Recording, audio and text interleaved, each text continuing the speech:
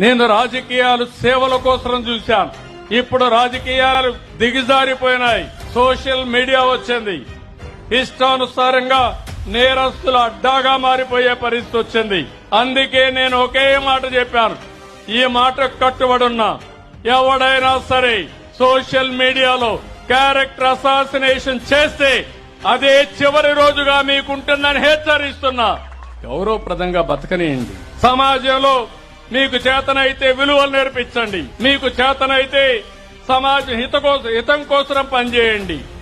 ఆదాయం పెంచండి. ఆరోగ్యాన్ని పెంచడానికి పనిచేయండి. లేకపోతే చేత కాకపోతే ఇంట్లో పడుకోండి. పిల్లలకు నేరాలు నేర్పించండి. రౌడీజం నేర్పించద్దండి. ఇది మంచి పద్ధతి కాదని కూడా హెచ్చరిస్తున్నా. నేను ఒకే మాట చెప్పాను, ఎవరైనా సరే తప్పులు చేసే వాళ్ళ పట్ల ఈ ప్రభుత్వం చండ శాసనుడిగా ఉంటామని హెచ్చరిస్తున్నా.